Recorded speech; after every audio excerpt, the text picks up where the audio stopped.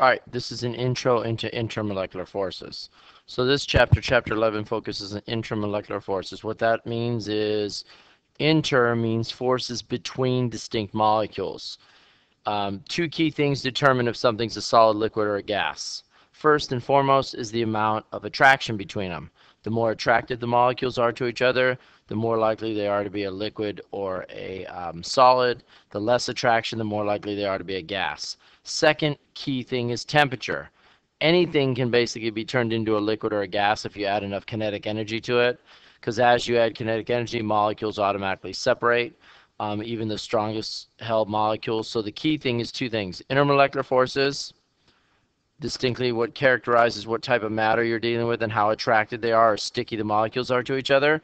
And the second thing is temperature, kinetic energy. So when we start talking about IMF, first thing you need to know is when we talk about like a solid, for example, a solid is an ordered arrangement. They're in fixed positions and close together. That's what a solid is represented by. Strong intermolecular forces, they're held together really tight. The way you can break them apart is you can heat them. If you heat them, you have disorder. Their clusters and particles are free to move around, but they're still pretty close together, but they're moving around. Then, if you heat them again, you can actually produce a gas. We say that they have complete freedom of motion. We say that they have no intermolecular forces. They're completely random. Particles kind of move around. And so those are the differences between the three states of matter. So when we start talking about intermolecular forces, one of the key things that we do is we look at things and what their state of matter is and how easily they go from a solid to a liquid to a gas. Will let us know how sticky the molecules are, because in the end, that's what we have to be able to tell in chemistry. Gases, we know, have high kinetic energy, the definition of a gas, larger kinetic energy, and the energy is greater than the attractions. We say there's barely any attraction between them. Liquids have some intermolecular forces. They're strong. They're close enough to be held together, but not with a lot of order, not like solids. Solids, we say, have large amounts of attractive intermolecular forces, and they lock molecules in place. So that's fundamentally the difference between a solid, liquid, and a gas. Now, we talk about intermolecular forces. Intermolecular forces are forces between two distinct molecules. Like you take these two HCl molecules. They're attracted to each other, and we'll talk about why they're attracted to each other later, but they are attracted to each other. The amount of energy required to separate them is 16 kilojoules to separate the molecules. To actually break the bond between H and Cl requires 431. That bond is an intra. Intra because it is the bonds of a distinct molecule. So when we start talking about inter and intra, the key difference is inter is between distinct molecules. Intra is the bonds that are holding atoms together in a molecule. Those take large, massive amounts of energy to break, versus just separating out distinct molecules doesn't require as much energy. All right, next thing. There's different types of intermolecular forces. These slides are out of order. The first thing you have to be, when we start talking about things that are have intermolecular forces, key characteristic is they're made of all nonmetals. So they have to have all nonmetals. That's key. So they're all made out of nonmetals. There are three types of intermolecular forces. The strongest by far is hydrogen bonding. Hydrogen bonding comes from hydrogen being bonded to three elements, F, O, or N. We call it the fun rule. Hydrogen bonding is fun. Get it? Fun. So it's the fun rule. Hydrogen bonding is by far the strongest.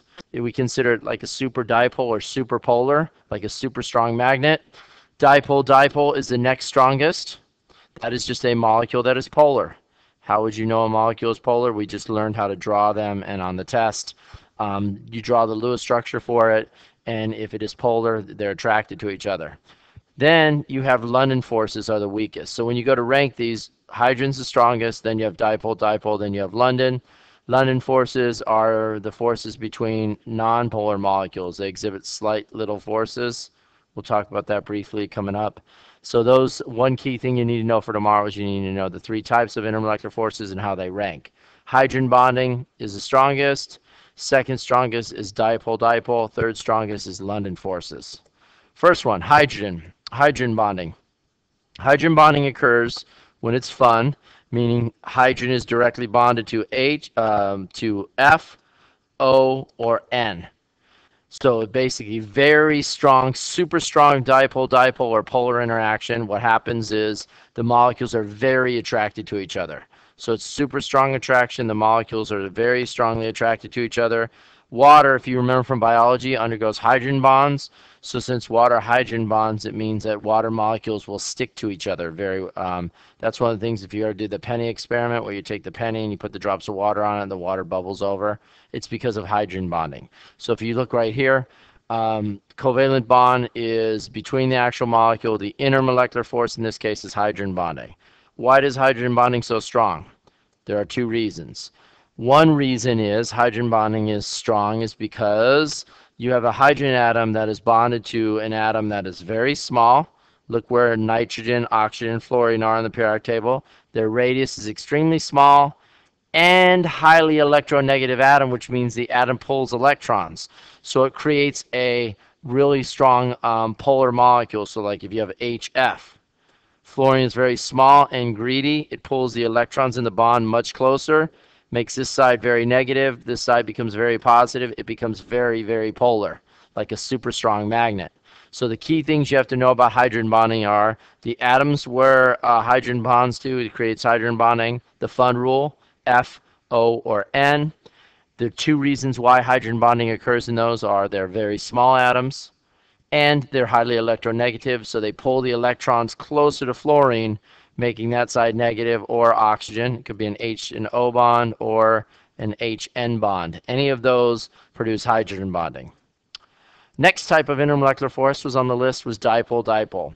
Dipole just means a polar molecule. We learned about this when we were doing the Lewis structures. Any molecule that's polar, the molecules will be attracted to each other. They're like little magnets. One side would be negative, create a slightly negative charge. One side would be slightly positive depending on the molecule. So you get one end of the molecule will have a positive charge, one end would have a negative, and we know from science that opposites attract. So if you have a positive charge and a negative charge, they're going to be pulled together. So what that does is it makes the molecule sticky. One of the things is it'll have an effect on the boiling point. Its boiling point will be higher. Why? Because the stickier a molecule is, the harder it is to separate, requires more energy. We'll talk about that tomorrow in class, but the key thing you need to know is dipole-dipole forces. The way you spot those in a molecule is you spot them by, identify them by being the molecule being polar. So you'd actually have to draw out the molecule and then go from there. Polar molecules are dipole-dipole. We talked about that. Like, for example, we know that HCl is a dipole, so it has a negative end and a positive end. The positive and the negative are attracted. That's a dipole-dipole. And look, there's a donkey. All right, next. The last type of intermolecular force happens between neutral molecules. They're not polar, they're neutral. But a London dispersion force is called an instantaneous dipole moment. What that is it means that the electrons normally are evenly distributed. So if you look at an helium atom, this helium atom, you see there's one electron distributed there, or there's one distributed there. They're spaced apart, so basically they're evenly distributed. What happens sometimes is they get caught on one side.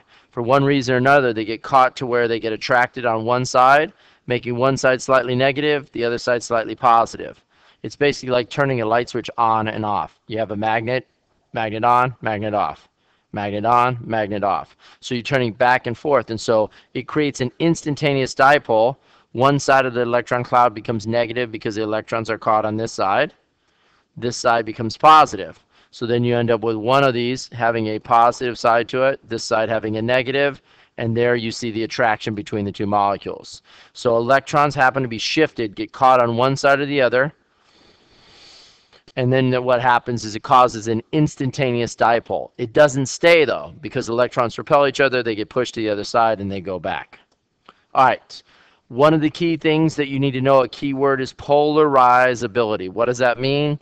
It's a measure of how easily an atom or molecule can be distorted, those electrons getting caught on one side or the other.